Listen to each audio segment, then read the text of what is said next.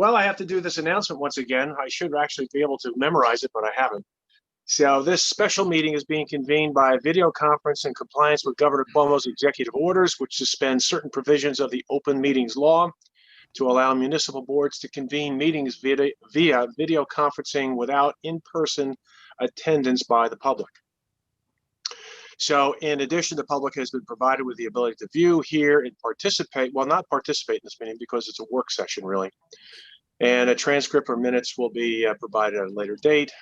There's a quorum of the board at this time.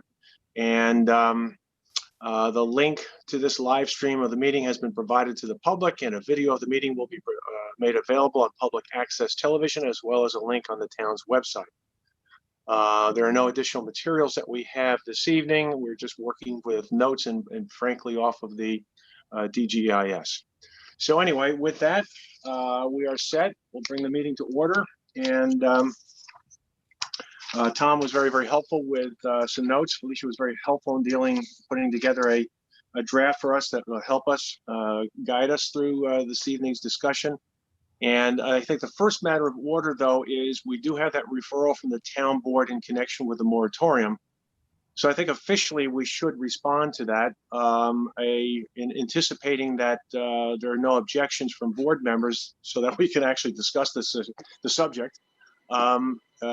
Felicia drew up a memo to the town board indicating that we support the extension of the moratorium for an additional 6 months.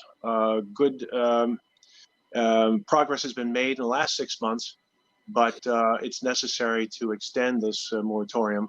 I think it's important to note that probably in practice, it really has not impacted anyone given the pandemic shutdown and the slowdown in construction and the economy, et cetera. But has everyone seen the draft memo? I don't know. Did someone just say no? Beep, beep. What was that? I don't know. Am I receiving a new member? I don't know what that was. What? I don't see it on chat or anything else. I don't know what that was. That was a. Nope. Well, the only question I had is I've lost track of what the moratorium on commercial development means. Does it mean that there would be no new structures built for commercial activities? Or does it mean something else? The moratorium is for, there's no new construction, there's no building permits issued on on buildings, I think of 3,000 square feet or more.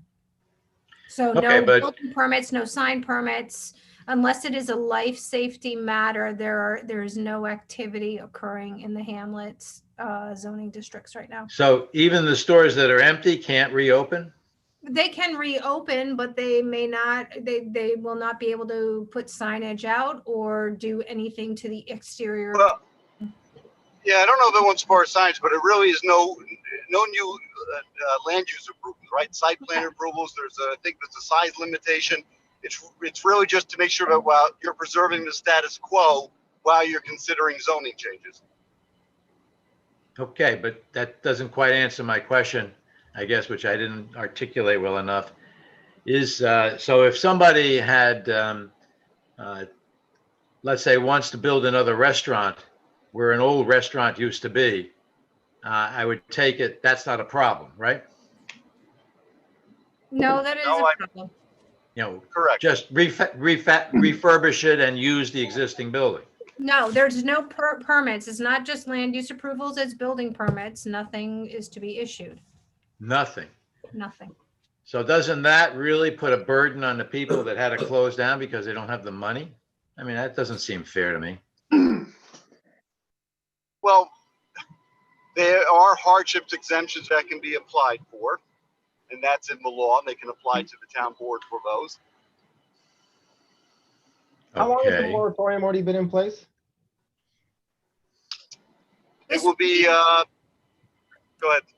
I was going to say this will be the fourth 6 month extension.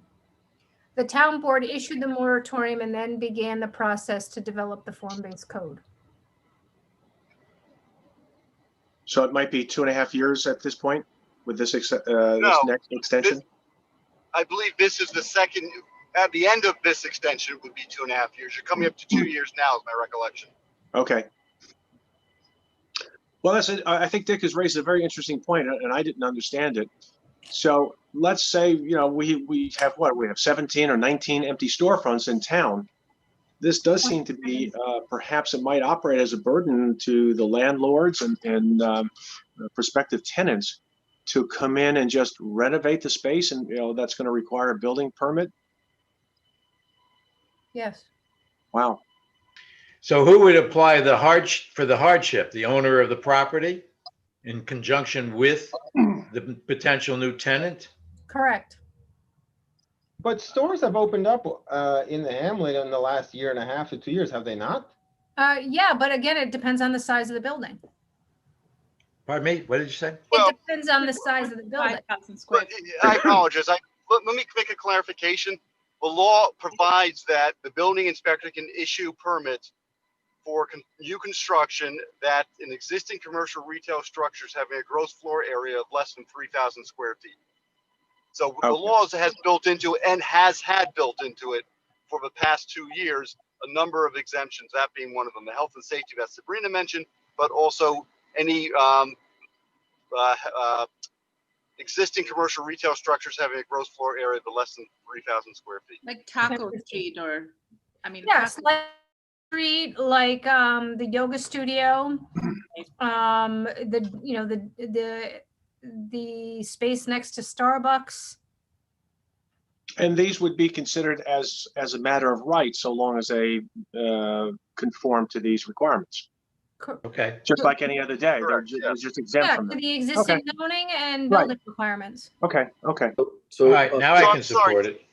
Yep. Yes, I'm sorry, Dick. I had to pull it in front of me. It took me a bit on my computer to pull it up. But yes, we built that in because we wanted to allow the existing stores to go for exactly what you envisioned. so Right. Okay. yeah, I'd like to know then, what would be, I mean, who actually would be, is being penalized, not be penalized is the wrong term, but whose initiatives in terms of development or redevelopment or renovation are being encumbered by this moratorium? Is it only those above that square footage? Correct. That is correct. Any new construction above 3,000 square feet. Yep. So I'd like to sort of understand this a little bit more, because I actually think that we ought to go ahead and grant the town board what their wish is. I think it's their moratorium, but it'd be good to sort of understand its consequences a little better and where it came from. I'd like to remind everybody that this was put in place before there was a form-based code.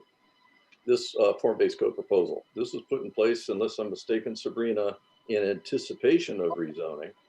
And the notion was that what the town wanted to do was to be sure that there was no development that in the end would be counterproductive or be something that the form-based code would otherwise that the town would otherwise want to happen under legislative form-based code. So, but now we know essentially, I mean, the form-based code hasn't been decided, but I think the basic framework of the form-based code and what it intends to do, which is as follows, and to the extent it does it or not, we don't know yet, allow for more development rather than less, and basically and put some controls on the architecture and the essentially the streetscape with respect to where the building lines are and how those are managed. And so if somebody has a project over 3,000 square feet and they have the opportunity right now to go to only 3 stories, but in the new code to go to 4, if that's the case, it just doesn't seem logical to me. Somebody would say, oh, I'm not going to wait for the form-based code. I'm going to go ahead and develop now. So I'm not entirely sure that it has any, maybe I'm wrong, but I'm not sure that it has any real practical effect. I guess that it's, and the only other thing that would be imposed by the form-based code that the developer may not want to do, property owner may want not to do, is to provide a specific kind of architecture to it. And I actually think that any developers, any landowners are probably going to be, they're probably not going to care that much. They just want to, do what's easiest to do. So I'm not sure that it actually has any real effect right now, because I think even if you released for redevelopment, new development, the folks would prefer to wait till they can do more. But again, I think this is a town board issue. A town board policy issue more than it really is a planning one. Right. So, It's a local law. I can see how this would affect for instance, that empty building where we had the pharmacy. The Rite Aid. That's one of the ones that I can see. If they wanted to build something, would they stop? And if they stop, as Tom said correctly, wouldn't they want to wait to build something bigger and better? But yeah, those, in terms of really affecting people, I think that's the one effective building that has a bigger square footage than the 5,000. Yeah, the one that seems to be, I don't want to say most developable, but the one that seems to be, not even teed up, but looking at it, the one which seems to be, could be sooner in play than the others, because the others have encumbrances. I believe that building has encumbrances as well. Mhm. Well, they all have encumbrances, but they don't have the problem of property assembly, for example, Correct. right? They don't have a problem of existing tenants, for example. Right. I mean, those are the two things that are actually most difficult, is assembling the property and then finally vacating the tenants. And that takes, time and a considerable amount of work that doesn't, I think, apply to that property. Right. Well, it was a great question, Dick, because it enabled us to better understand it. But again, to Tom's point and others, I don't think it has any practical impact at this point. Not only just because it's the hamlet is difficult and there are encumbrances, just because of the current construction and economic climate. So, Okay, thank you. Any other questions or discussions on it? If not, can we ratify the draft document that Felicia put together for us and send that off to the town board? Is that a motion? Well, not yet, but is there No. is there a motion to so ratify and send off the memo? So move. Second, Second. we'll go. I guess we'll do a roll call on this. Dick, Yes. Eldad, yes. Tom, Yes. and Kanan? Yes. Okay. And I'm yes. So it's 5-0. So anyway, that point of business is taken care of. So now we go into our discussion. We'll try to again move forward just on the draft GEIS, and I would just make one suggestion just to kind of push this together and maybe move it forward so we can really finalize this and get a memo out that we agree with. It seems to me, and Tom has hit this a number of times, but it seems to me it's finally gotten through my thick skull. What we're really talking about, and I think what the town board really needs to is grappling with, is we all want to see development, but what it comes down to is what's the right amount and what's the right mix to make this work. And it seems to me for this EIS to be effective and to really lend instruction to the town board and to other boards in the planning department, development department, is basically the alternative options, it seems to me, have got to be really explored in a comprehensive manner. So I don't think that there should be, in my view, except for alternative A, which we sort of think is a straw dog anyway, at least I do. But once we go into B, C, D, and the others, and others that we might want to look at, it seems to me that when it becomes useful is for the town board to look at impacts, whatever they might be, whether it's traffic, affordable housing, workforce housing, parking, etc. It should be done in parallel with every single one of these alternatives and with the same level of detail, because I don't think we should just ship away one and just say, well, that's, for example, I think there's a statement in there, well, the developer said the 3 stories don't work. Well, that's, in my opinion, hogwash until that's really explored and what kind of development. So if you just give them a set piece of information, then it may not work. But it seems to me that's the way that we should really, I would love to see us go that route, to take these issues and to really basically say, okay, what is the impact on X, Y, Z? What is the impact if on public property we do housing, if we do mixed, if we do a commercial mix, if we don't do anything, or we just do a public use, for example. I'm not saying that's exhaustive, but just to give an example. So with that, maybe Tom, I'll turn it over to you, and you can lead us a little bit. You took the time to go through this draft, and I think was very, very helpful. I think there's some wordsmithing to do in the beginning, but I think the real substance, getting into the plan goals, would make sense, because the bottom line, it seems to me, is what is the right amount of development? What's the right kind? What's the right mix that best advances the goals articulated in the comp plan? Well, I think that, well, first of all, this is like, geez, I don't know how many pages is it? And it's just a lot of stuff that we all came up with, which is good. I think it's really good. And we may not agree on all of it. I'm sure we agree basically on most of it, because we've had long conversations about it. But there are some parts of it that some of us might say, well, that's not so important, or that's not appropriate, which is fine, because this is actually as much a memo to the town board, and even more so a memo to the consultant to answer the questions. Right. And the consultant, I think, unless I'm mistaken, Sabrina, is obligated by the secret process to take every comment, every question, and address it straight up and answer to it. Correct. So it is exhaustive. Substantive comment. Well, sorry? Well, I just said substantive comment. Our comments are all substantive. I'm just Correct. saying that, comments from that aren't substantive, that just say, I hate this, they're not obligated to respond. Correct. Well, I understand that, but we're not saying that. Oh, no, at all. Okay. Ours are, So they are responsible to answer our comments, which we believe are substantive comments. Or put it the other way, substantive comments, which happen to be our comments. So that's better. So, and I'm happy for us to be, the end of that train, the logic train, no problem. So and I think that's appropriate, and I think it's all fine.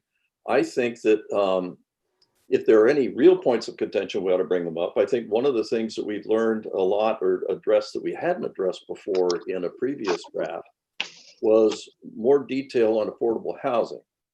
And I think that Eldad, you were the one who teed that up as something, and I think there was vociferous support from Bob on this. I'm definitely not an expert on this subject, but I'm always willing to learn from people who know about it, that it needed to be flushed out a little bit more, because in the form-based code, it seemed like it was dealt, and I'm not trying to be demeaning to anybody, but it seemed like it was a little bit cavalier. Oh, we need 10%, and that's the end of this subject. So I can understand how it might need more. That might be a conversation that goes more to the form-based code itself and whether it's adequate.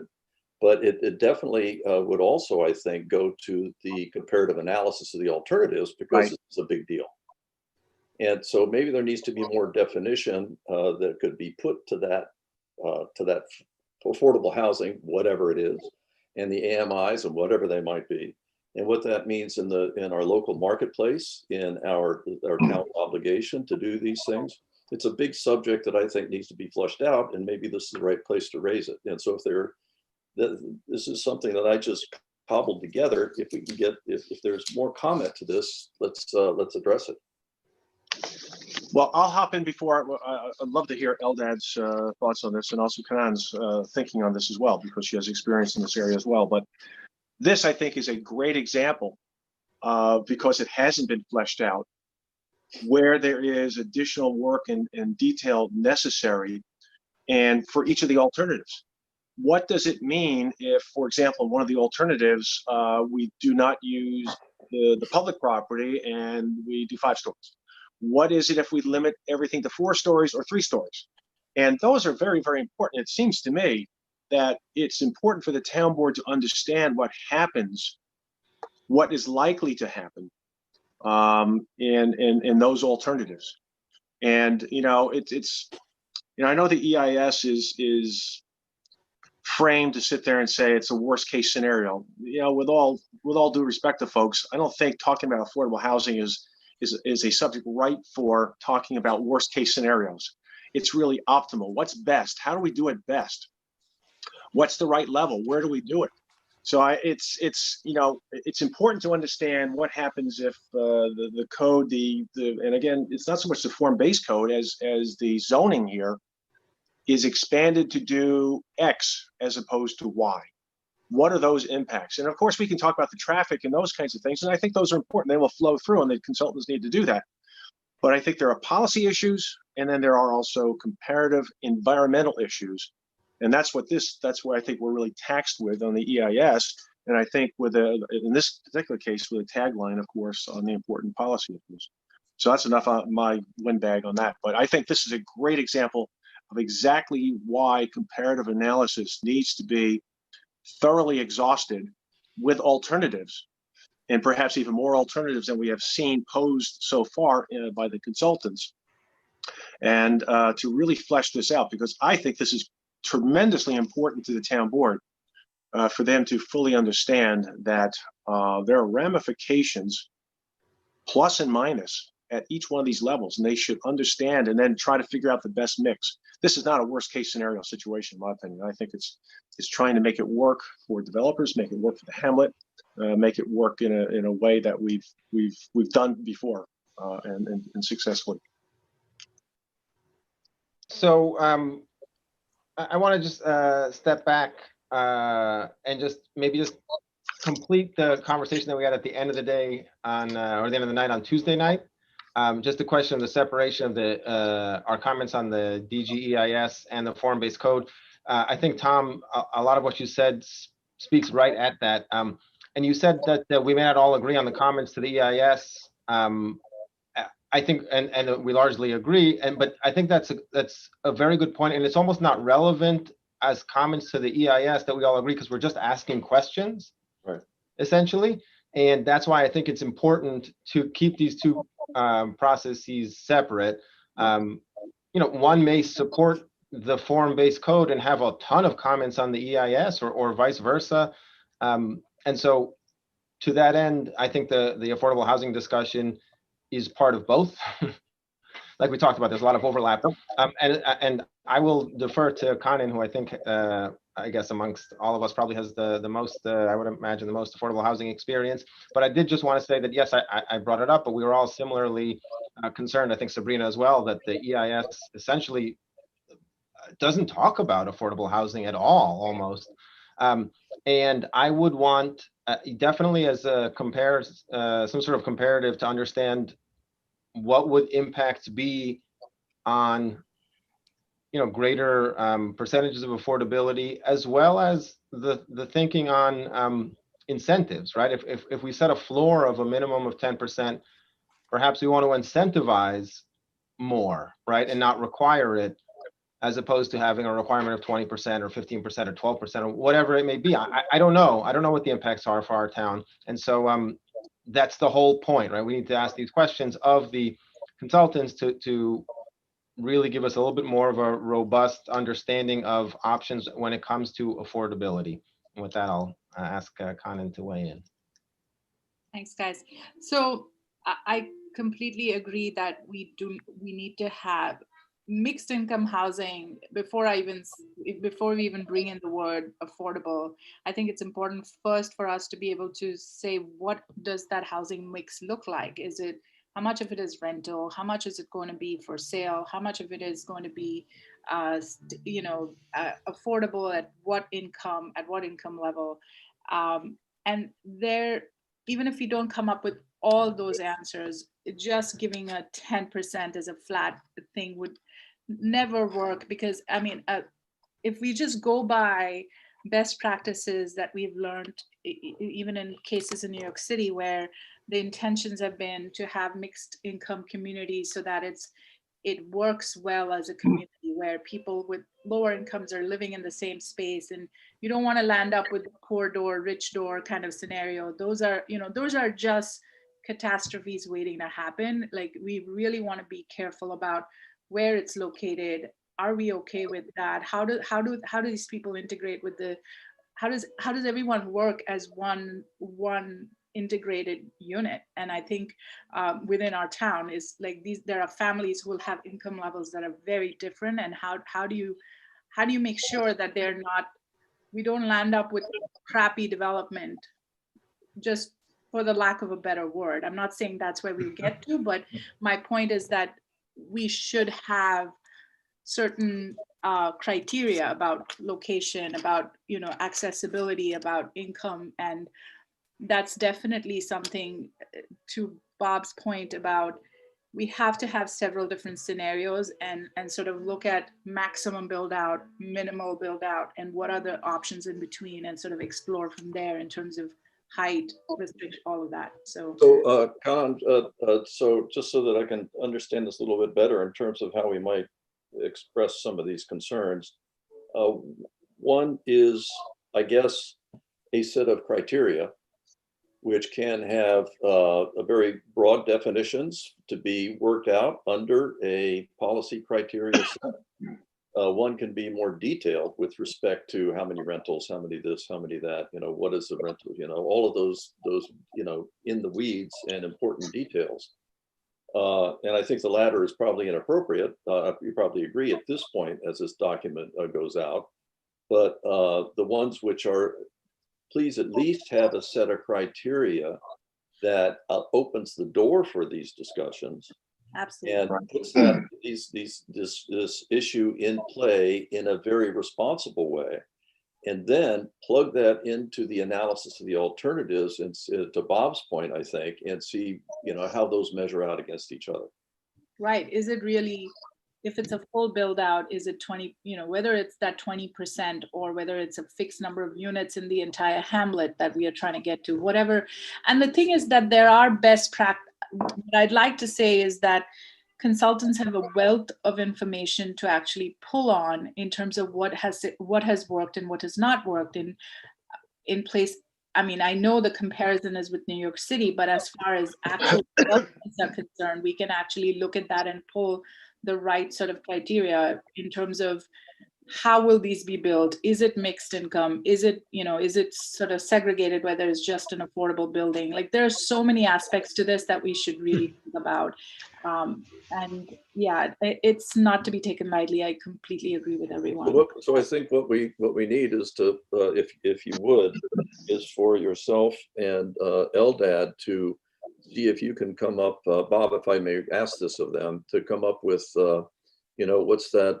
What are those recommendations for this memo that goes to what the EIS should address and how it should address it, and whether it's percentage of the numbers of units or whatever it might be, Right. It's appropriate to this document, so that we can get it teed up. Because I'm not the person to do that. I can't help you there. Yeah, I think that would be very, very helpful. And I think those we're talking about just the right things too. And that is setting forth the criteria for the consultants to explore. What's the right mix? Market, workforce, affordable, or even size, some rentals, some bought. I don't know. I think at this point, my assumption was, in reading the document, the assumption seems to have been that everything was going to be rental. That may or may not be the best mix here. And I can tell you, it was a rental. But we won an award, and I think justifiably, for what we did at the old Reader's Digest building, Right. where it is, as far as I'm concerned, it's one of the best examples that exists in Westchester County, if not the best. So that's the kind of outcome I'd love to see with this, but I think we're not asking the right questions, and I think you guys are really onto it. So if we can put down those criteria that should be the questions that should be asked, and then the study that should be made. And then, of course, as I said before, all this flows downstream anyway as we get further into transportation and parking and all those other kinds of things. But that's all going to come to the mix because, and Tom hit this so many times, it all goes back to the comp plan. We're trying to promote an outcome here that is promoting what we all decide as a matter of policy we want to see in the hamlet. It's not just one thing, it's a blend, and I think we should try to maximize that blend to the greatest extent possible. So can I ask just a question, not necessarily about affordable housing, but just the point of the comments to the EIS is to the DGEIS is to have the consultants respond to them and answer the comments and amend the document in a way that answers the They're not question. So, amending the document, folks. They're preparing the FGEIS. sorry, correct.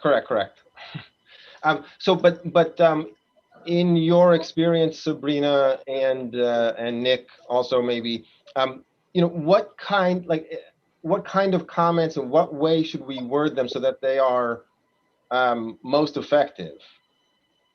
So right now, and Nick and I were kind of talking about this. The DGEIS doesn't have a section on affordability.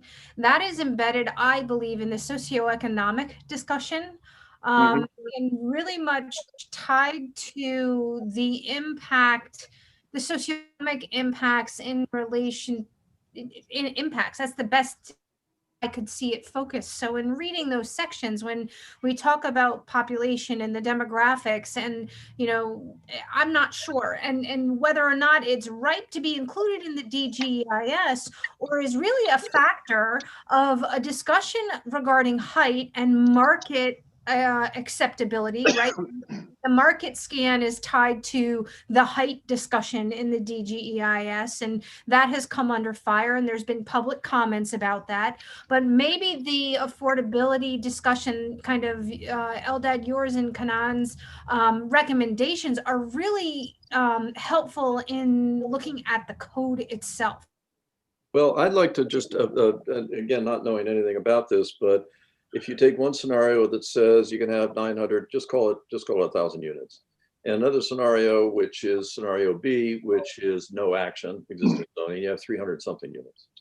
There is a fundamental difference in the number of affordable housing units you get out of those two alternatives.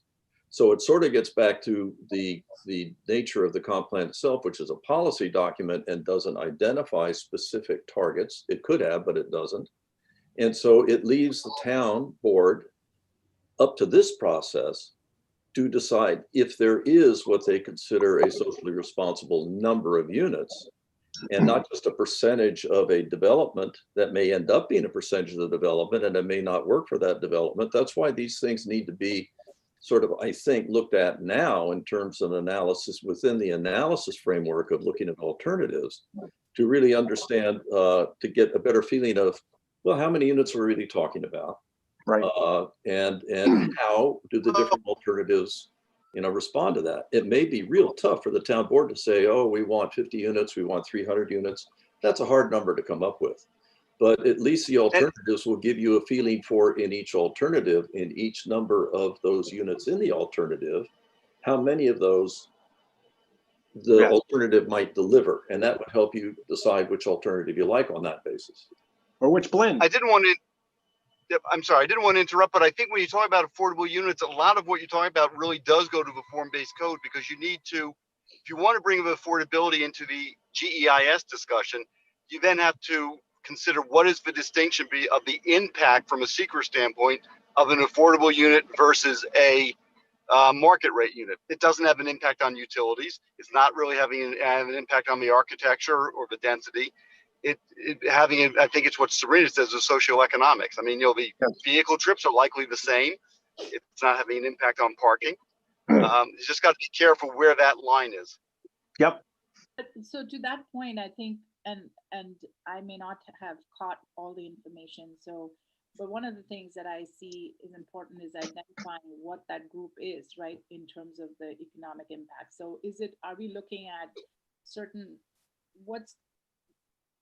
at certain income groups? Are we looking at seniors, people who are moving from houses within the hamlet into smaller units because they want to still live in place? Like, there are so many different options that can be looked into in terms of what that mixed income housing. I can hardly hear you.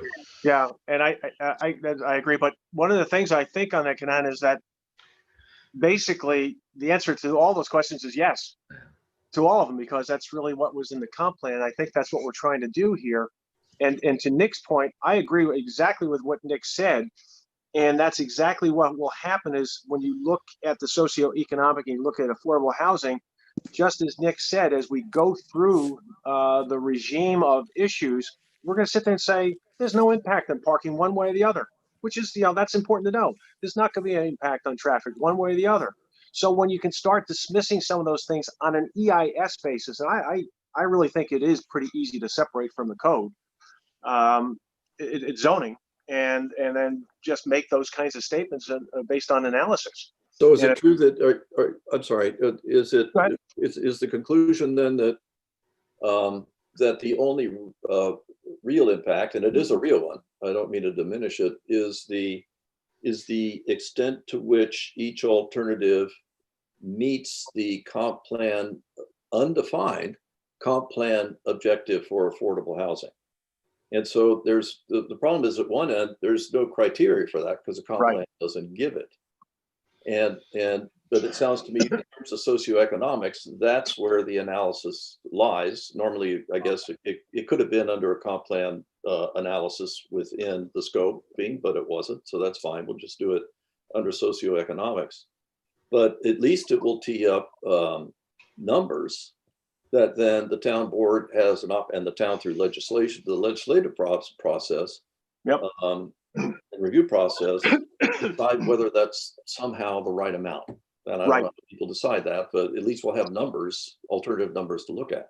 But I think it's also important to look at each one of these alternatives. For example, if you really explore the 3-story alternative, that may lead us to conclude it's unacceptable because it produces an unacceptably low number based on policy of workforce and affordable housing, because the developers will sit there and say, I can't do this. It's just not going to work. I need more units. Therefore I need height, whatever. I don't know what the answer is. Or it's a bonus density. Pardon? Or it's styled and created more as a bonus density, where, if you provide affordable housing, you then get extra density somehow, whether it's height or more units. Right. Okay. Well, there exactly. I think, yeah. Would there be more state funding? With the state funding for these affordable and workforce units, would they contribute? Well, wouldn't that be part there's of the two bonus? different approaches. It could be, but there's really two different approaches to creating affordable housing. One is through the public sector, where you get federal or more likely state grants or loans or tax credits, or the other is through incentive zoning. You require a private developer for bonus density for building X number of units. They then get to build more affordable units. So the example of the first one is Conifer, is that right? Yes, that's correct. Right. So that was Conifer, the first one. The second one would be, I guess, Chappaqua Crossing. That's right, and your existing zoning ordinance. Exactly. So there are different ways it could be financed, I guess, and that complicates. And again, we can't get too much in the weeds in this because, it's just inappropriate, and it's in fact impossible to put together specific development profiles in this form-based code for all of these details.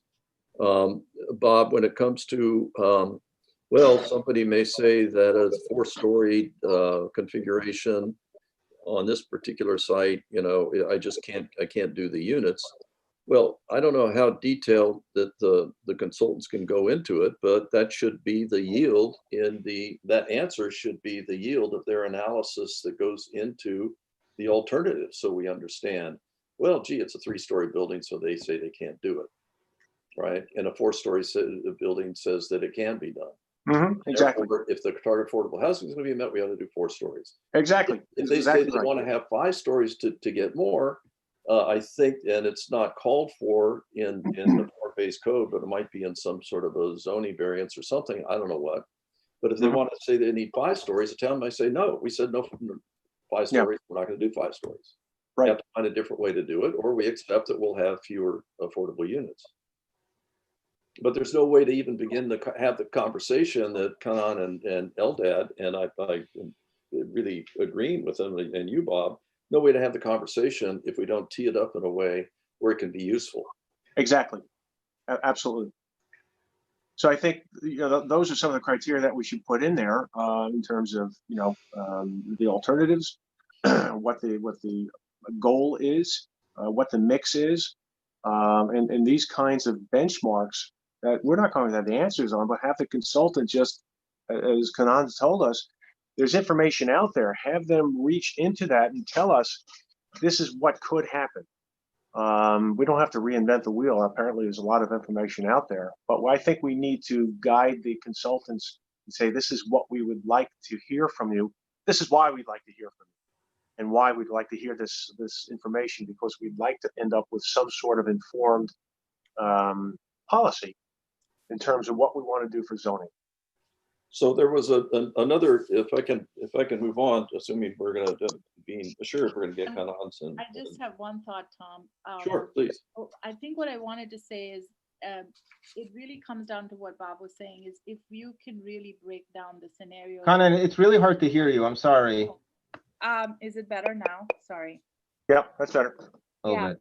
No, so I think what is important is if the only way to get this, I don't say the only way, but one of the ways to get it right is to get these these 3 or 4 different scenarios, which says, if I don't build anything or have no new units, and if I build maximum, you have those 4 or 5 categories, and then there is some understanding of exactly what you said, how many affordable units when it's 300 versus 1,000, and then there's a conversation of, is it a 3-story building that can do it, or what is that density one needs to be able to get there? So it almost starts with those 5 scenarios being really, really fleshed out. And I think then the next level of information is, what does that look like? Is it a mixed income rental? Is it a mixed income, is some of it for sale? Is some of it, there are all these alternatives where you can have first housing at the bottom. It's almost like a townhouse that, works as for sale. And then you have some rental on top. Like, there's so many different scenarios that can be worked out once you know how many units you're looking at in every scenario. And that would easily get you to the economics impact as well.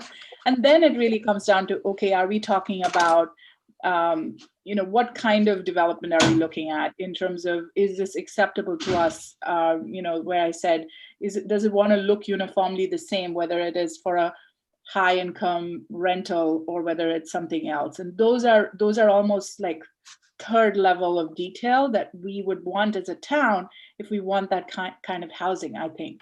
So that's the additional information I think that's important for us to go through if we are committing to any kind of affordable housing. Okay. Bob, can I was trying to go through this and see the new areas rather than going over this whole thing, unless people want to pick out things that they would like to talk about. We didn't have anything on COVID-19 the last time around. Just a real quick mention, and I, it's my observation. I think that I keep reading and I keep hearing. I'm very much involved in the commercial relocation and residential relocation business. Some of these changes, I think, that we're seeing right now in behavior are likely to be, not all, but some are likely to be permanent. How do we anticipate this? I think it's really important because I think it could actually free up additional space at the big railroad parking lot. We have whatever it is, 1,100 spaces, and it may be that we're not going to need more than 700 or 600, 500. I don't know what the numbers, we'll see. But again, I think there should be some sort of recognition, because I think it could be critically important to the way our economy and our lifestyle is moving. And just to assume that we're going to be a bedroom town forever, and people are going to be clamping onto the train going to and from the city 5 days a week, I suspect that's not going to be the case. I agree totally. It's, I saw something in the paper that said, well, okay, people are going back to the office. It's all the way up to 17% of what it used to be. Whoopee. That's not going to carry very fast, particularly when the people doing all sorts of computer things and cloud studies and everything else are coming up with a way to access all the information that would be needed for an evaluation, a report, a discussion, and have it in front of you, protected. And there's a whole bunch of money that's going to pour into that over the next year or two. So Bob, I'm sorry, Dick, forgive me. Go ahead. Well, I was just going to say, I tried to get as many people's notes as I could find on the second to last page here under that subject. And I think most of them were yours, Bob, and I think they're great. The question for me is, how does this fit into the EIS, and how does it end up fitting into the form-based code itself? With respect to the EIS, and what's a little bit distressing about it, but I can sort of understand why it's done. What's a little bit distressing about it is that almost the vast majority of development here is proposed to be residential. You know, with retail on the bottom floor, and the retail on the bottom floor actually doesn't add, you know, much more than a 10, 20, 30,000 square feet to the existing retail that's there. And there's like almost 10,000 square feet retail there, so it's like 10%. And so, what this may get to is that people are going to be, for example, working at home, but they're living in a one-room or rental apartment, and they don't really want to work in that apartment. They'd like some WeWork space. They'd like some common office space somewhere where they can use a desk. You know, that whole scenario. Yep. And gee, wouldn't that be great as a second floor in one of these buildings? And that puts in, that's just a projection, obviously, and I don't know, but that puts into a different analysis: parking, traffic, transportation. Actually, I think it returns more to the streetscape because people are there for lunch now, and it helps the restaurants. It's a different scenario, which actually could be rather attractive, and one that I think it maybe impacts negatively on parking, but it might attract, and maybe it doesn't. I don't know, but we don't know. And so, Sabrina, is the reason why residential was chosen was that was the primary objective of the town, and we really wanted to get a lot of residential down there, and consequently, that would be the greatest impact to measure, or was that it? Because it doesn't sound as though office space was really thrown in there in a serious way. It was based on the market conditions at the time that the DGIS was written in relation to transit-oriented development. Right. The amount of commercial space, the town did not want to see a reduction in the existing commercial uses. We didn't want to, reduce that any, have residential in the main strips. So that was a requirement. You mean retail? I'm sorry, retail. Retail, correct. The office market, when the town board and the downtown working group were working on creating the code, was not desirable, and they weren't seeing it.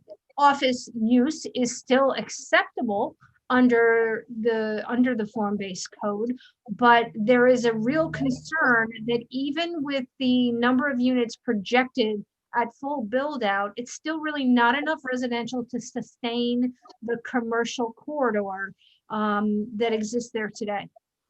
Right.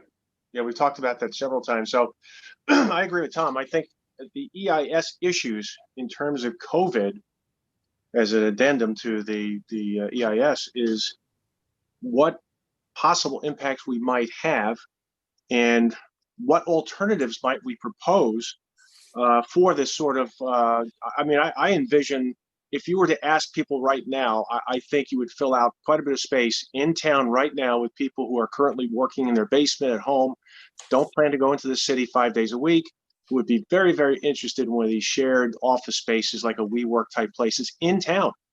And what does that impact have? I think it's very positive, potentially very positive on the downtown economy, of course. But from the standpoint of an EIS, we have to look at it in terms of, do we need more parking, different parking? What's the traffic pattern going to be? And any other kind of fallout. Again, it's one of those alternatives that, in my opinion, the EIS does not adequately even begin to address because it wasn't considered. And if you go in the document, I remember this very clearly, it cited a study of 2015 from PACE that stated that 97% of the residents in Newcastle worked outside of Newcastle, outside of Chappaqua. And I think that's obviously it's very different now. It's flip-flopped, but it's not going to stay that way, of course. But I think the 97% is no longer an adequate number. And I think either that needs to be updated, and then you look at some of these impacts. I agree totally. If I may, that data comes from the American Community Survey, which covers an area that was a little bit larger than the Chappaqua Hamlet at the time in 2015, at the time that data was taken. The ACS occurs every 5 years. Between 2020 and 2025 will be accounted for in the ACS. I don't know that if you were to take a survey today, you would get much different numbers, but it is not solid data right now. It will be accounted for when the survey comes out in 2025. I understand that, and that's wonderful for academics. But I think this is also something that we're trying to help the town board with real information. And so I think not to recognize it, not to account for it, it would be terribly irresponsible. I mean, I understand that these things can only be done statistically every 5 years, 7 years, 10 years, whatever it might be. That's terrific. But this COVID has turned the world upside down. And the predominant employer in the hamlet right now is the school. Okay, I think is the second largest employer in the hamlet right now. Those two entities, while they have been impacted by COVID, they are still very much an in-place work entity. Your suggestion regarding WeWork and all of that is right up, okay, because there are more employers who are looking in a remote connection, and I think that will fit in the code in relation to the uses that are allowed to be considered in the form-based area. I think it's worth noting, and I think that your comments to the town board should speak to that. Okay, good. Absolutely. Okay. We are limited in the amount of research that we can do regarding the impacts of COVID because we are living through it right now. Right. Understood. So Sabrina, the one thing that I think what I'm hearing here is the type of retail is going to change, right? Like if you think about all these different studies that we are even looking at now, we're talking about what is ground floor retail as today. They look very different, and that could be a mix of workspace, community space, so it's not going to be your typical retail. And I think that's something that would be worth exploring, not so much. So what we are talking about is it's a different type of retail. And then it's really, is the retail footprint actually going to reduce? Because that is one component, you're right, that you may not have any definitive studies out there yet, but the trend is that it's going to reduce, right? So the idea that more and more stuff is going to show up at your door versus, you going out to a store to get. And so this community is going to really support the retail that we want to support, like we really want out there. So whether it's restaurants or spaces like this, so the scope of that's going to change.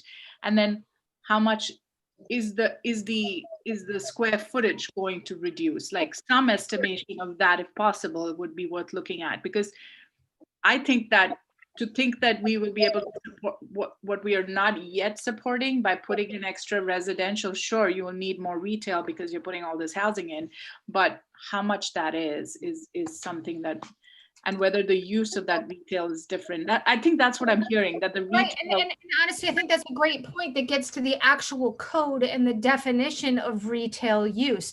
For example, the retail industry prior to COVID, and even now as COVID occurs, has been moving to a more kiosk, pop-up store type. Exactly, kiosk. And so if you look at that from a building perspective, that's maybe the first 100 feet of the first floor of a building. What happens behind that on a deeper lot?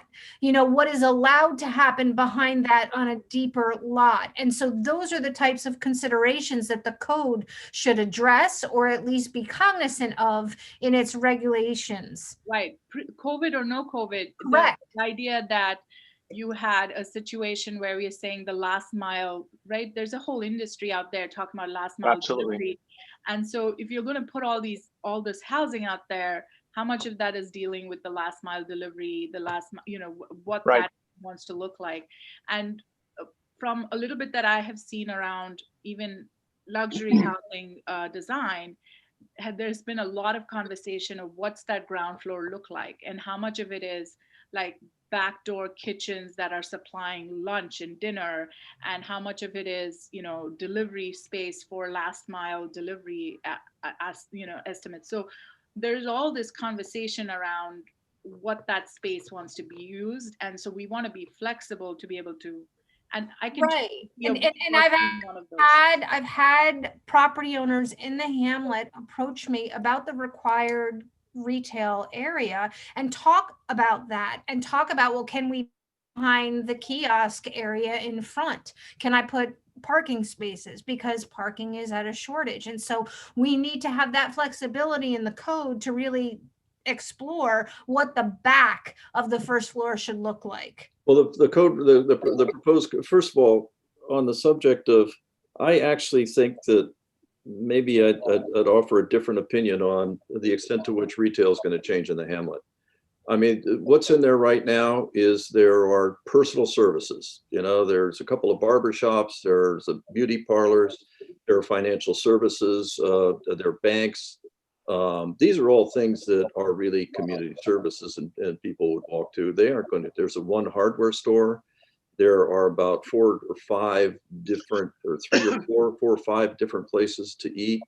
There's a bookstore, there's a market, Chapel Hamlet. These are all things which are actually small community scale within walking distance of 1,000 more units. And I'm not entirely sure that those specific uses aren't going to be more in demand, as opposed to some specialty use, which is a really cool chess shop, where you go in and people are playing chess. You got to go down to the village, which I used to do, to go do that. So this is like sort of a ULI conversation about big scale changes in big scale environments, and what do we do with our giant shopping centers, which are dying. And it's a vitally important conversation, but I'm not actually sure it applies so much to the change in retail that's going to come to this hamlet. I think it's going to continue to be these sort of personal services, small scale things that people will be able to walk to now, which will make them stronger and maybe provide better services. But I don't think there's going to be a wholesale change on what that place is in terms of retail. Now, the town's done a great job with the streetscape, which is going to make things better. But with respect to whether it's going to transform into a new millennial kind of really cool place, it's just not going to happen, nor it should happen. I don't think. So if whoops, sorry. No, that's okay.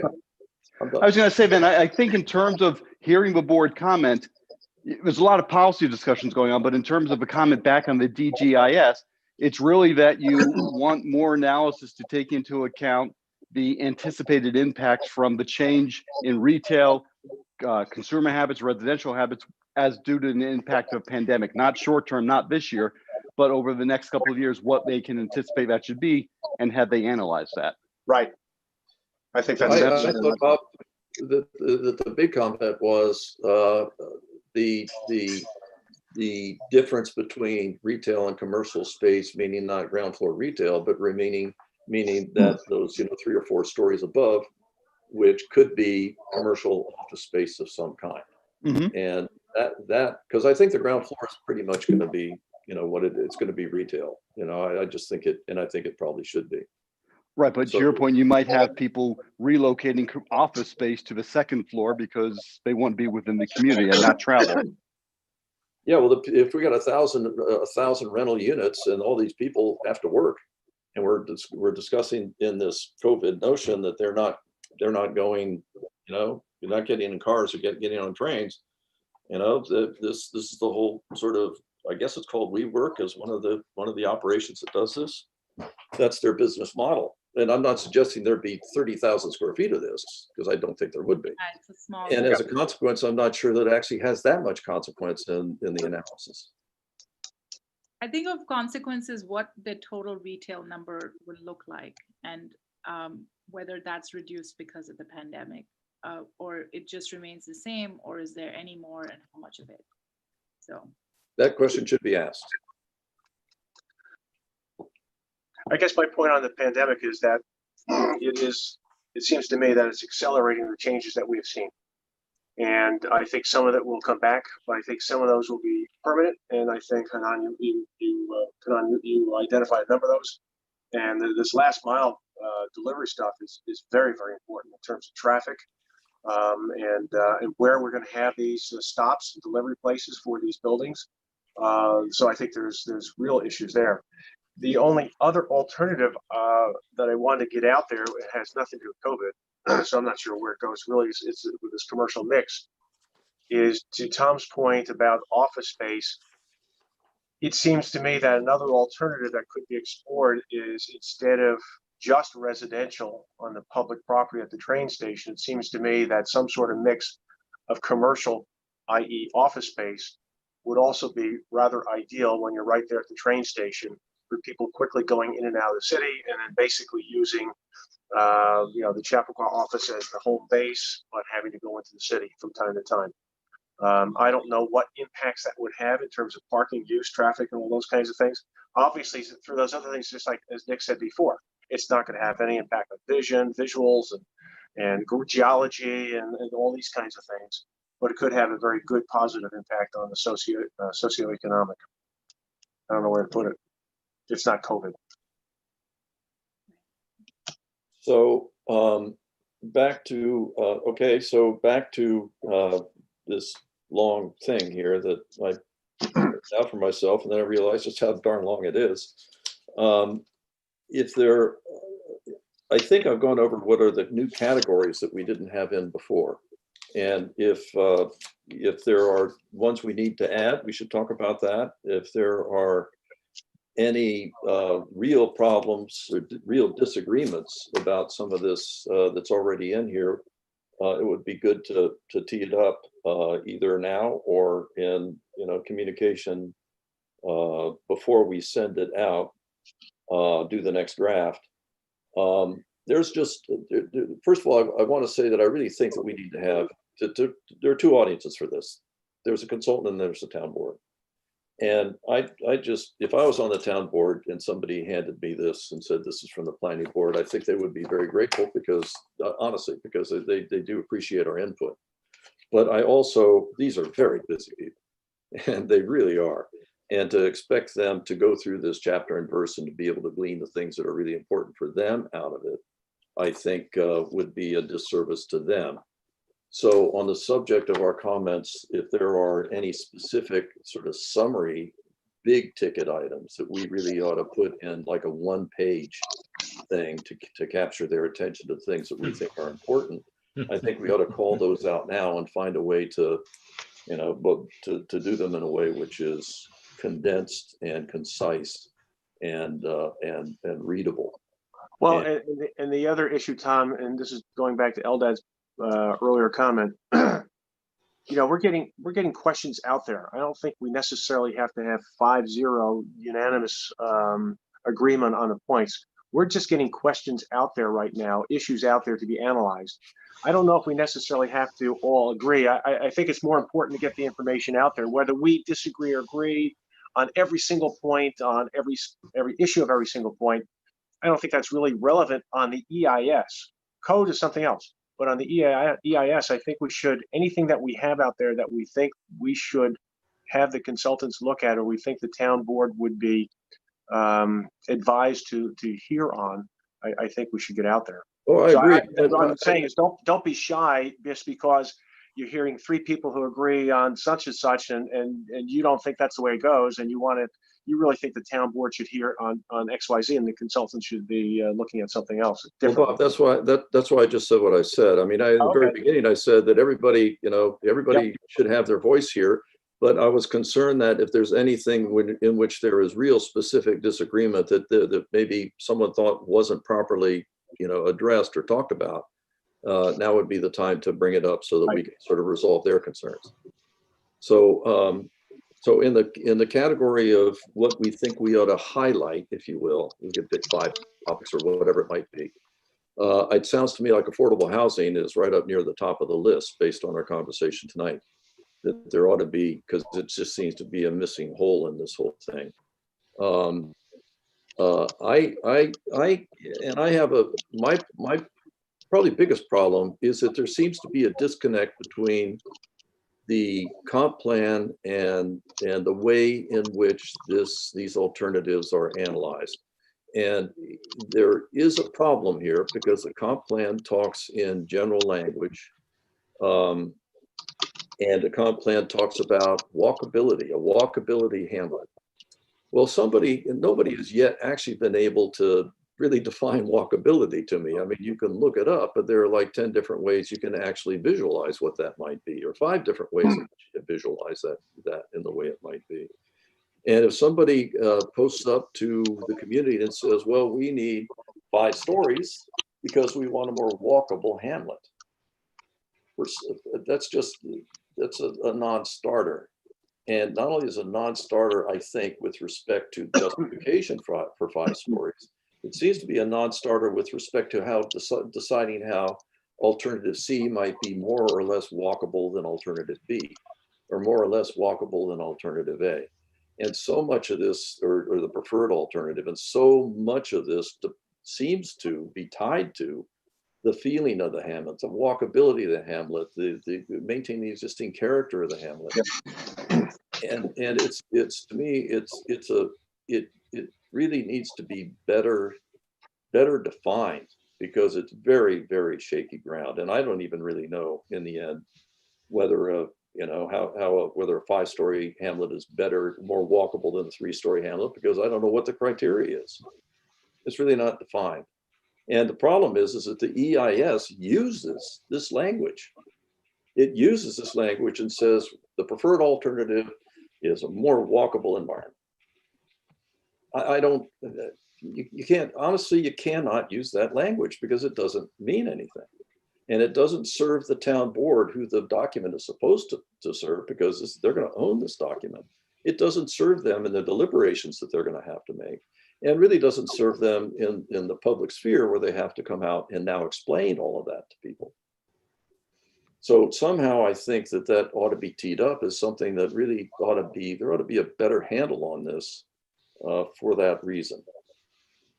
So that was, one of mine, the relationship to the language in the comp plan and justification for doing this, and the EIS and the language it uses in order to justify it, because you can't really, you need more specificity in the justification, I think. Well, can I suggest, and Tom, I agree with you, but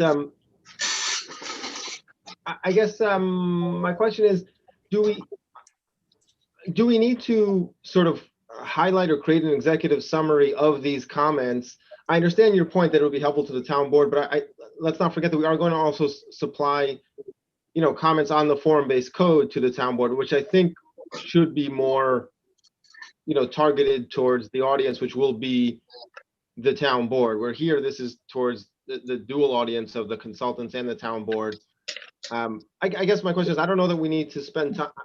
I'm suggesting that perhaps we don't need to spend time kind of, further culling these comments to just like the most highlighted ones. I love the work that you've done in creating this memo. And I think it is, look, it's comprehensive because we had a lot to say on this huge document. And I think that's okay. And you're right, the town board is busy, but they do appreciate the comments that we're putting forward. Just a thought.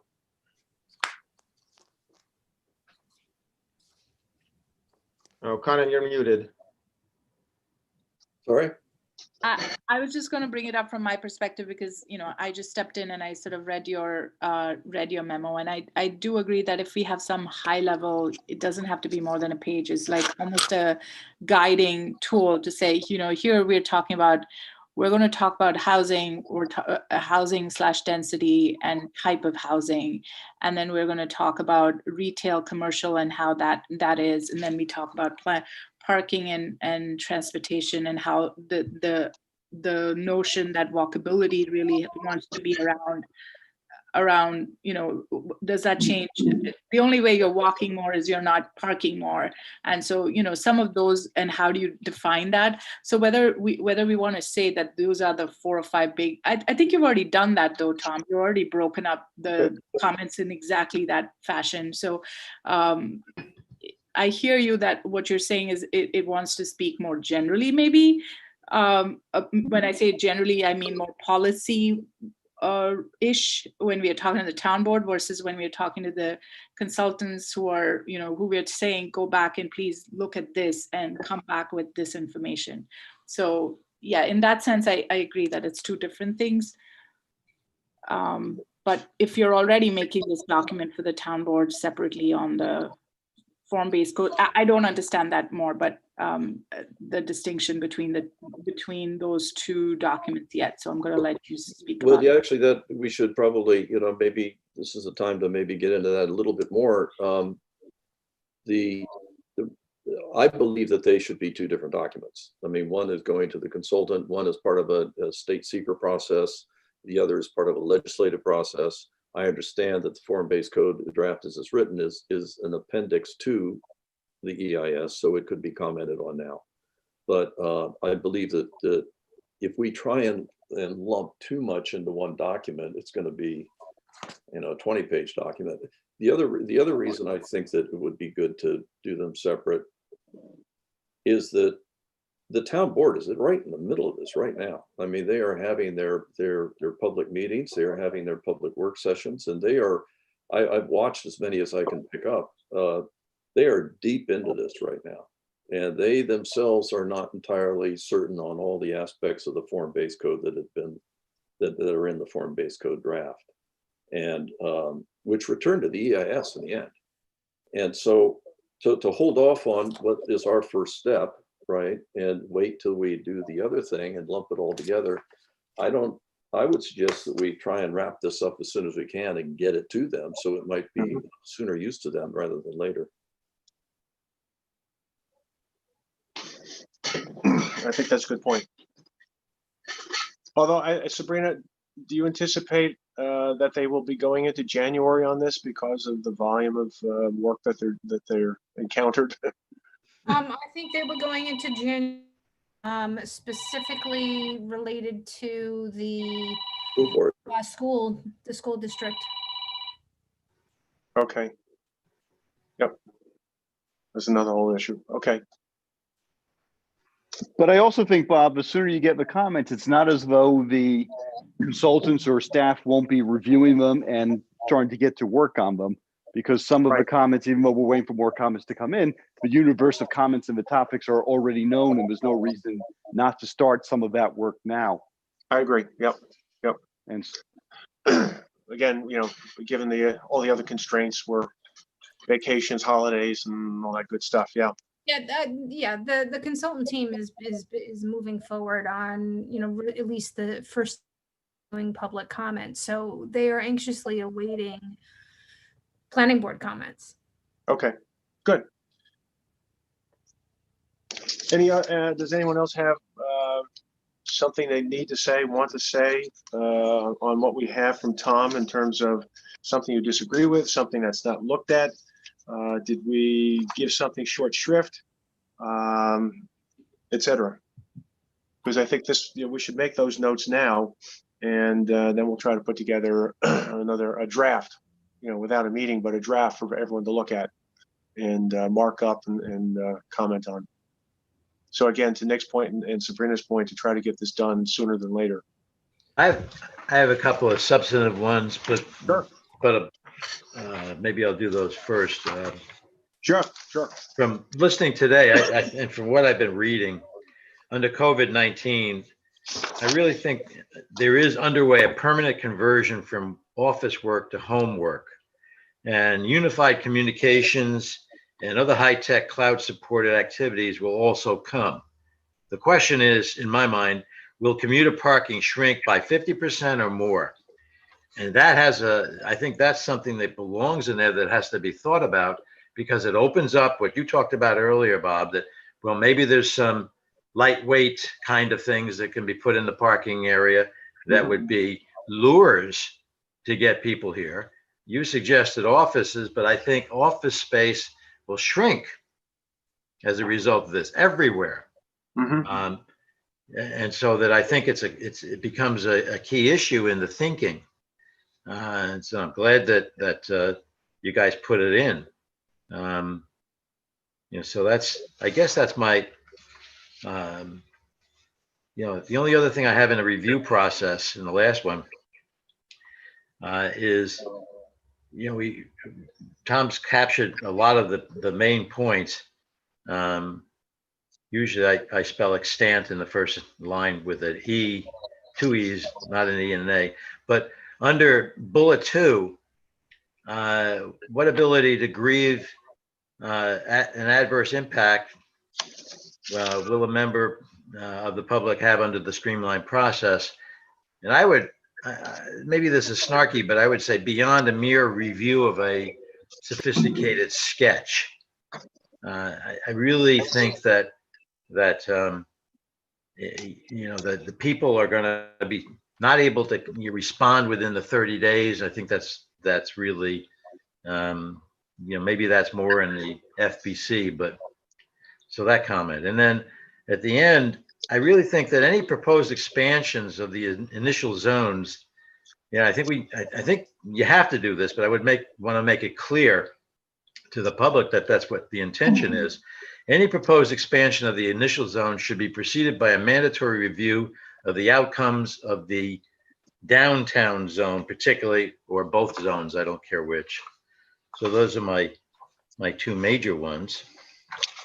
That brings up something, Dick, it's very important, because last time when we discussed planning board involvement, LDAT had the comment about, well, wait a second, what do we look at anyway? So much of this stuff currently, it doesn't come before the planning board. And I think the word that we came up with was thinking about thresholds, certain thresholds that might trigger some level of participation, review, whatever.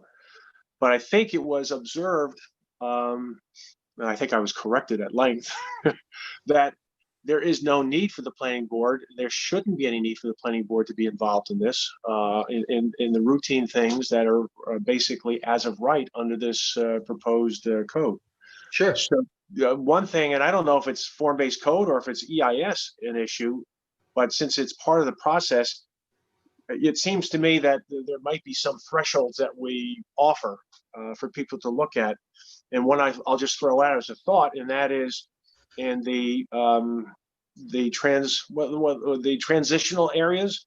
If a building is going to be proposed in a transitional area, that would be perhaps one that it doesn't go through the streamlined hearing mechanism in the proposal. Just a thought. But Bob, this discussion was in the discussion of our comments on the form-based code. I don't know where it really belongs, LDAT. It might be the code, because the code really talks about the streamlined process. So I would argue that it is the code and not the environmental review document. I think we shouldn't discuss it now. I'm not trying to cut off discussion. I'm just saying we had that under the umbrella of form-based code comments. Yeah, I think you're right.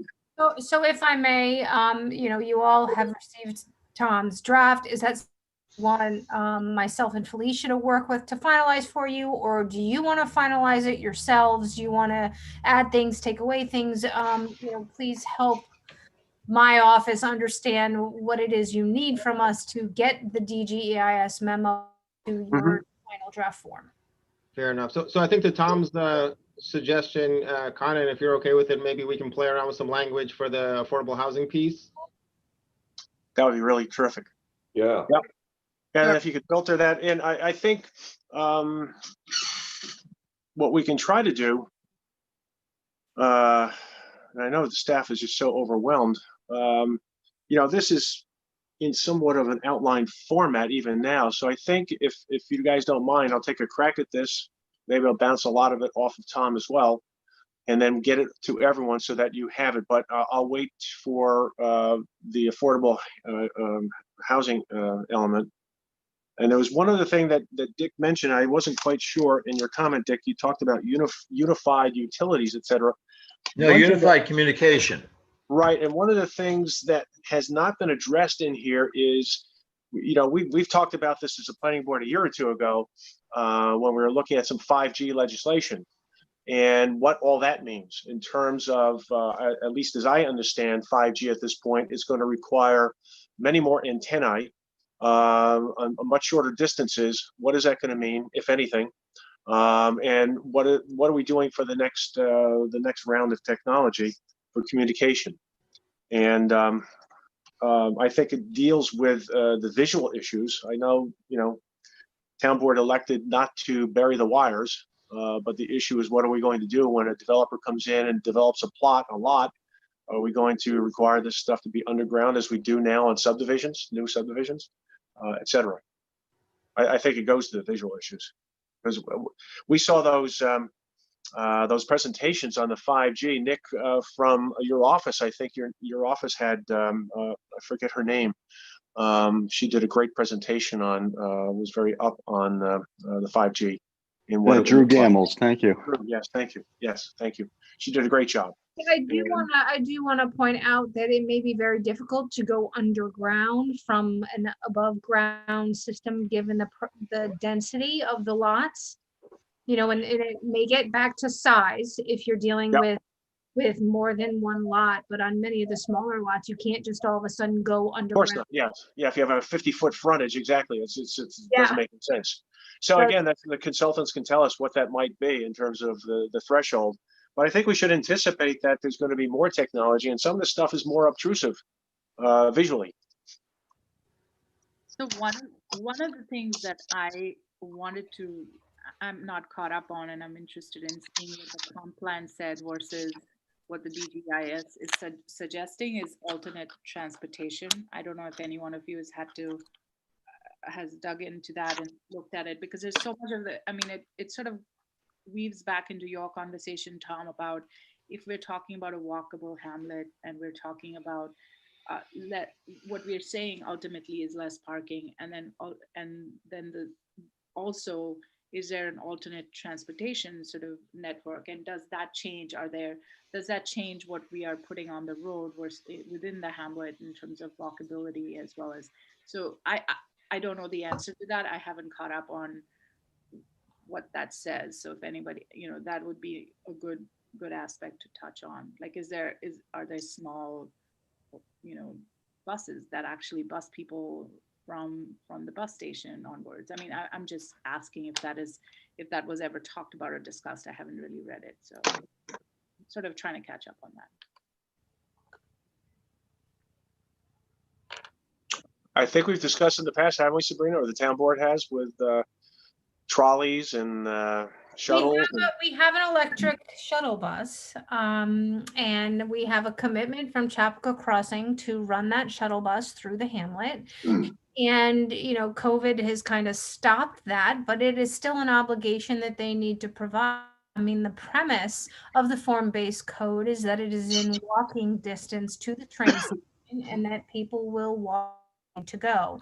There's been further conversation and comments regarding the use of shared car services in lieu of providing apartments that have their own parking spaces, that they would be deed restricted, so that their occupants would not have cars, and then they would make use of a shared car service hosted in that building or in that area. So the parking toolbox is very creative in that it offers options, if you will. Whether or not all those options can be taken advantage of right now, I can't speak to, but there is a future there for alternative transportation. Yeah, that's worth exploring, especially if we are, so worried about the parking and where that parking is going. And is there a way to sort of really change that? Like, do we all need to drive in our own cars and park there to get on a train? I have to tell you, COVID hasn't helped that. Yes, that's true. I mean, we're all Excellent. driving our kids to school Yeah. now. It's ridiculous. And people are no longer taking, they're driving, one person per car now. There's more traffic on the highways than has ever been before for people who are continuing to work. Yes, yes, I agree. And the buses and the trains are in dire shape due to COVID. Sabrina and Nick, I haven't followed this at all, and I don't know. I'm not creating a unwilling bee's nest. So if I do, just give me the cut sign. Whatever happened? Where are we with the Chappaqua Trail that was going to connect? Okay, okay, got it. Okay. Very, very subtle. Uh-huh. I don't think it's worth a discussion tonight. Okay, I was just wondering. But again, the town because has retained, alternate the town, transportation- What's that, Nick? I was just say, short summary is the town has retained consultants and is examining it and has had some meetings and some concept plans, but it's still in the plannings, very preliminary stages. And Okay. it's still very, I do have one more comment. It's sort of modest. I noticed that in Tom's memo that he questioned whether we have the right fire service if we're going to have 5-story buildings. Has anyone looked at that? Because I would think a new ladder truck is $250,000 or More something than that. along those lines. Yeah, That's- probably more than that. Yeah. More than that, yeah. More So than who's paying for that? The developers? I mean, it's a 5-story or a 4-story add-on to the cost. Well, I that's don't one know of if the anyone's things- looked at it. that's The one of answer things is that we can look at between 3, 4, and 5. The But answer Sabrina, is, isn't it, the answer is, I believe it has been explored and looked at. Sabrina might know better than I, but there were discussions and meetings with the fire department specifically to address and discuss those issues. absolutely. oh, okay. So does anyone have an answer? No? Not yet, no. Oh. But it should be. It's one of the things that should be in the EIS, I believe. Yeah, And Tom it has is, yes. Emergency services, response, and access, etc. Yeah. Okay. All right. Anyone else?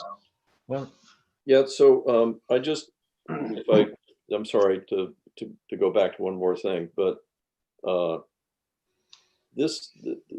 thing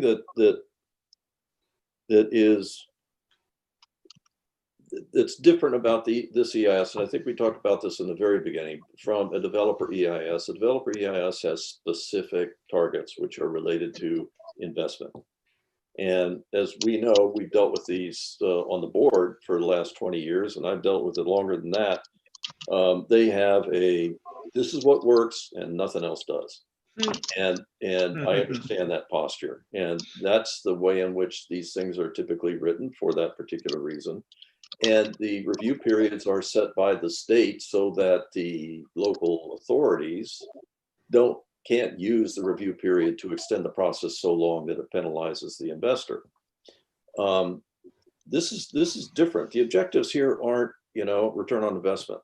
The objectives here are, to our previous meeting, more nebulous than that, and in a way much more important than that because they're in the public interest. And so it's not a binary choice. The preferred alternative versus the no build alternative. This is a much more subtle process in which it might be in the public interest to protect, to pick another alternative, which has fewer impacts or better benefits. And so that's why I think that's why it's really, really important that each of these alternatives be treated absolutely equally in terms of their analysis, instead of being discarded because, well, this is our preferred alternative.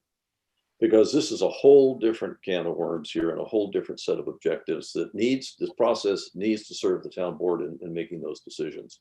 And Bob, when you, I take it you're going to take the next crack at that, which I'm so glad to hear. If you want to see if you can get that kind of language up front, I think that would be a good way to sort of tee this up, to just let them know that, we're trying to help in that regard. Yep. and that I have two small comments. I agree with everything that's been said. And, and I'm delighted that Bob has volunteered. I'll send some stuff to him for sure. And amongst all of you, I'll share it.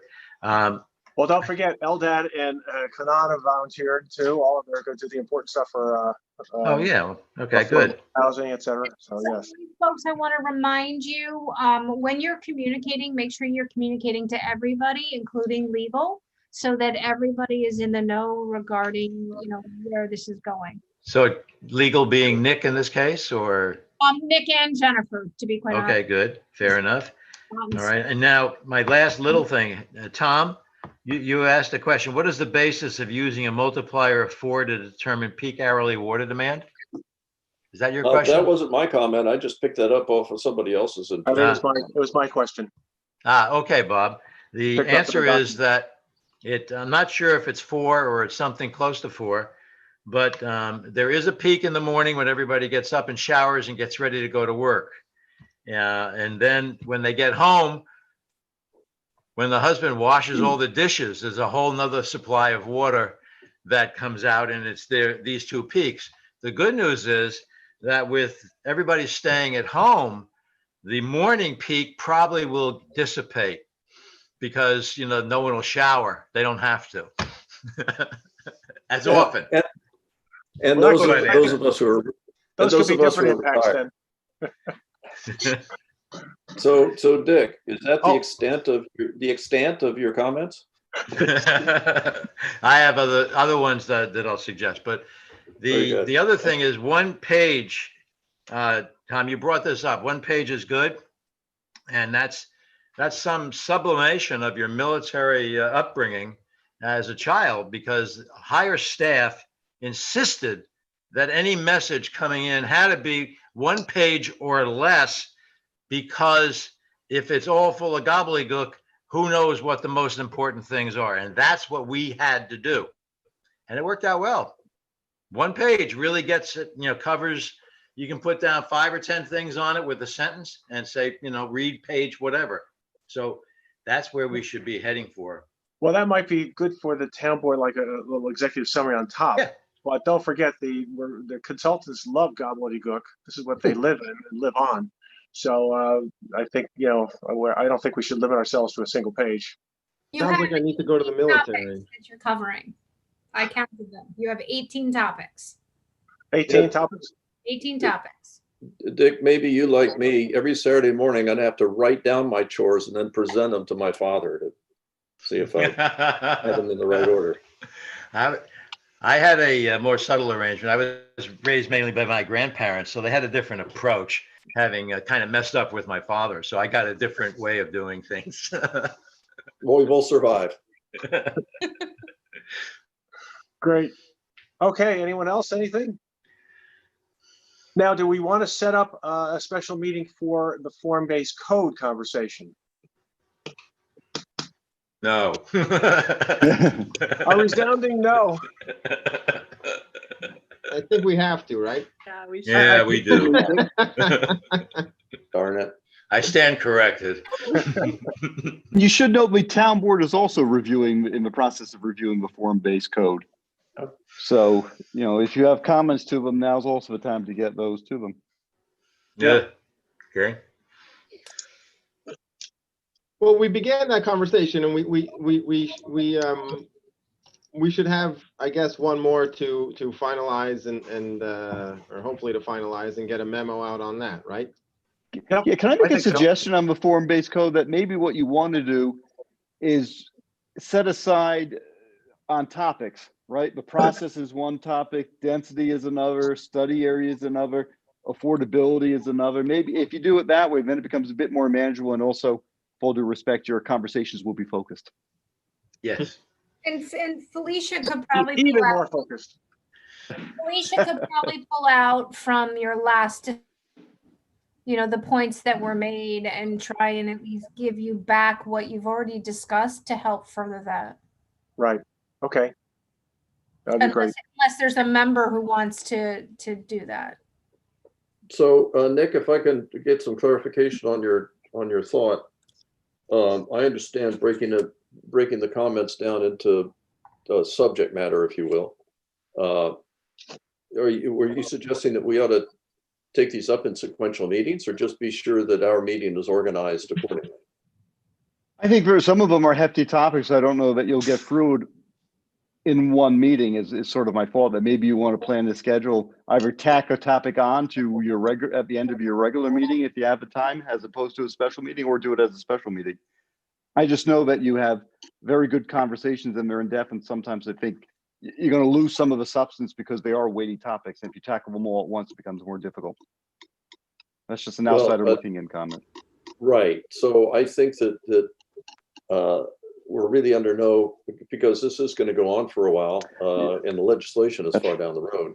But That's right. But they are in conversations on the form-based code right now. They are having work sessions on the form-based code right now. And, you know, I'll just try and make the point again, the sooner we can contribute, our voices heard in those conversations, the more useful I think it will be. So I would rather, I don't want to load us up so that we're, you know, doing these things until midnight the way we used to do. But I think that that we shouldn't be, I think that we ought to sort of dive in. We can take, you know, try and limit it to like a total of like 6 topics, you know, which would be not limited, but identify 6 topics and try and do 3 the first time and 3 the next time, if that's your suggestion, instead of it just being a random flowing conversation. Yeah. Well, what we could do is really perhaps coordinate with Nick, Sabrina, and you guys, you know, identify, we can all agree upon this 12 subjects, whatever it might be, 7 subjects, whatever it is. And let's say, look, the first night's agenda, we'll get through these 5 or 6. If we get further, terrific. If not, to Nick's point, I think it would really help us because it'll enable us to focus our conversation. Okay, so I'm going to tee one up, which is going to be my big one, is town-owned land and whether it ought to be in the form-based code. And that's pretty much my biggest one right there. So I'll put that one out as one of the topics. So that's under the topic of what study area, I guess, right? Or maybe it is specifically town. Yeah, sure. Yeah, study area would be it, because there is some concern about whether Upper King ought to be in it or not, for example. Right. Well, there's one other subject that Dick mentioned that would be process, right? Do we want to tackle, I mean, you know, I was on the committee, so we talked about architecture at some length, and I'm not an architect, so it's over my head, over my pay scale. But those of you who are architects, I guess I don't know if you want to address architecture. Obviously, we wanted to address height and what that means. I think that, I mean, my quick answer to architecture is probably predictable, being an architect, but there is so much for the form-based code, which is the pages of this and detail of this, which is devoted to architectural facades and styles. I happen to think it's way overdone, but I think it would be a mistake not to at least have a conversation about it. Okay, fine. Other pressing subjects that we wanted to identify? Nick, you mentioned a few just in passing. Yes. So do you want Sabrina and I mean, we can go through and create a list for you if you like. That'd be great. That'd be fantastic. Yeah, put in building height and bulk. Happy to volunteer you, Sabrina. That's a huge one. Yeah, well, building height would be under architecture and facades and all that stuff. I Not mean, necessarily. how are you They're going to related. bundle it? They're related, but I think it's a They're different related, subject. they're separate. Okay, well, all right. I have 4 right now. Hmm. I have town land, height and bulk, architecture, affordability. Parking, Parking. preferred parking for attorneys.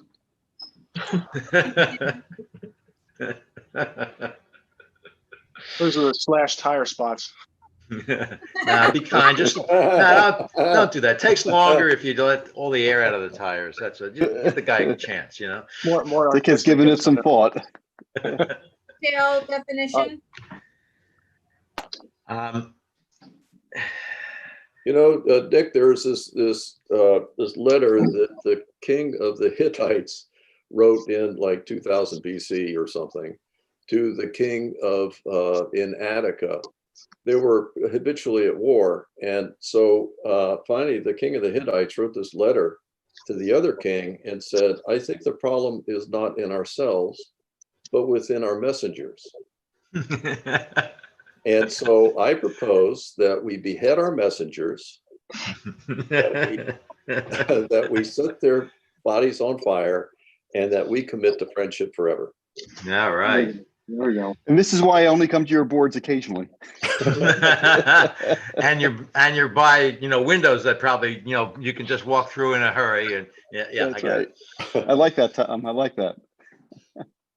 Does it make sense to talk about just sort of overall goals of the form-based code, or is that sort of like a preamble in the memo, or do we want to talk about, I know, Tom, maybe this relates to something that you seem to talk about a lot, which is sort of the relationship between the form-based code and the comprehensive plan?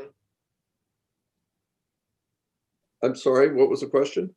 Just as if we're going over topics, the topic of the goals in general of what it seeks to achieve, and how that relates to the comprehensive plan. Yes, very good. Yes. I mean, that's a comprehensive plan is the foundational document, right? So I agree. And Eldad, I think that's a very good point, because there again are different targets. We're trying to enhance development. So what do we do to do that to attract developers? We're trying to enhance the viability of the hamlet, whatever that is. We're trying to do this in a socially responsible manner. We're trying to do this in a manner to bring more people into the hamlet. So yeah, I think that's an excellent way to start it. Really, very, very good. Makes great sense to me. Terrific. Okay. Now that we, Sabrina, I know you guys are heading off on vacation soon, so I mean, we don't want to have a meeting without you guys. So what are we looking at for a special meeting? Now the meeting on the 15th it's pretty full, right? We have a couple of things already, including Chappaqua Crossing. So I think it would be a very, very late night if we start thinking about tacking on things to that meeting. Well, let me ask you guys, as a whole, is your intention to get something done by the end of the year? Should it be? On what? On the form-based code? Yes. Ugh. I don't see how that's. Oh, no, I'm sorry. No, not necessarily. I mean, because we're talking about work sessions now related to the form-based code. And the minute okay. you set up a work session, a special work be on it. Right. I don't know we're going to be able to get all through it unless we're committed to like some pretty, we have enough aggressive projects right now, folks. Sorry. I'm sorry? We have enough projects under extremely tight timeframes right now. Yeah. That go outside the planning board's right. The town board's purview, for that matter. Yeah. We're doing. Well, I don't know what that means. I mean, I think that we can handle the workload. The question is, you are going to be on vacation for 2 weeks. Is that correct? Starting. Yeah, and I'm not averse to sitting down and having and joining a meeting with you. No, that's fine. We want to honor your vacation because you deserve one. So when is your vacation time? The last 2 weeks of the month. Okay. Nick, what's your deal? Nick's already on vacation. Sorry. Yeah, Nick, what's your deal? He's still thinking about those parking spots. That's right. As soon as you said no, I left. I'm around. I'm generally available. So I would propose that that we need Sabrina desperately in this conversation, and that we work around whether she likes it or not, and we'd be able to work around it. So crucial to your discussions so far. Well, you have been. So, if we can get one in as part of the 15th, you'll be at that meeting, Sabrina. Yes. Maybe we get one topic in. If we can't because the agenda is too dense, that's fine. I don't know if we want to try and get one in before, but it seems to me that maybe these are going to happen in January instead. I don't know, whatever people want to do. I think that here's the thing, if it is possible to do them in January and to do them, I don't know what people's schedules are. But maybe, set aside, there's 9 topics, 7 topics right now. Oh, 3 topics, 4 topics a meeting. We're looking at 2 meetings. If it's We should be able to do that by mid-January, I would think. We Yeah. get at it early in the month. well, your first meeting in January is the 5th. Right now, I don't think we have anything for the 5th except for the resolution on Chapel Crossing. If we do that on the 5th. Well, the 5th is the Tuesday after New Year's, right?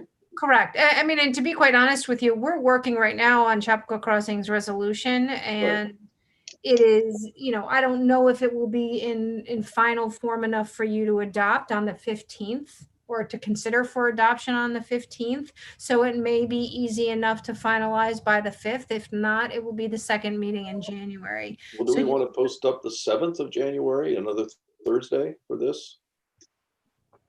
How are folks' schedule? As far as I know, it's okay. Yeah, Sounds good. same here. Yeah, again, if we get that list of topics, it might be that we're very energized at the beginning of the year, and we can really knock a number of these out. Some of these may be, quicker than we really think. Yeah, I think you're right, Bob, because in doing the review of the GEIS, we really talked in depth about a lot of them already. Yes, we have. Yep. And I think that should help us move it along. And to the extent it's, what I think might help the conversation is to the extent there are pages of the form-based code that can be parceled out and included for that discussion will help focus the discussion. Okay. Yes, it would. Yes, it would. Well, let's get the list of topics. We'll circulate the list of topics, and then we'll try and at least identify the ranges for you all. Yeah. Terrific. That would be great. Okay. And but we'll definitely target and have our comments on the EIS out shortly. Certainly before the end of the year. That's for sure. I think that would be very good. Yeah. And the goal will be to get that to you, Sabrina, so that you have a swing at it too before you go on vacation, so you don't have to deal with that. I don't listen, going on vacation at home, staycation, it's okay to get one or two. I look at it as my time, no one's bothering me, so I can get some real work done. There's no such thing as no bothering you, because I saw one of the vagrant varmints came in during the meeting earlier for a little interruption. Watch the dog for me, Mommy. Watch the dog. Yeah. Okay. Anything else tonight? If not, we'll plan to meet. Obviously, we're meeting on the 15th for our regular meeting. We'll mark down the 7th for the form-based code, and we'll get some materials out in the next couple of weeks so that people have a good shot at taking a look at this draft, and we'll get this off to the town board. So anyway, thank you very much. If there's nothing else, is there a motion to close the meeting? No, I think you guys should notice that you were going to hold a special meeting on January 7th, so we can notice it appropriately. Okay. Does that require a motion and all that good stuff? I think you should, just because it's an hour schedule meeting. Okay. Right. Is there a motion then to schedule a special meeting on the form-based code on January 7th, Thursday, January 7th? Motion. At 6:30, I guess, right? Is that okay? 6:30? Okay. Motion, and is there a second? Second. All in favor? Aye. Aye. Okay, so we're set there. And is there a motion to close tonight's meeting? Motion. So move. Second? Second. All in favor? Aye. Aye. Aye. Okay, Aye. everyone have a nice night. Take care. Bye bye. Aye. Aye. Goodbye. Good night.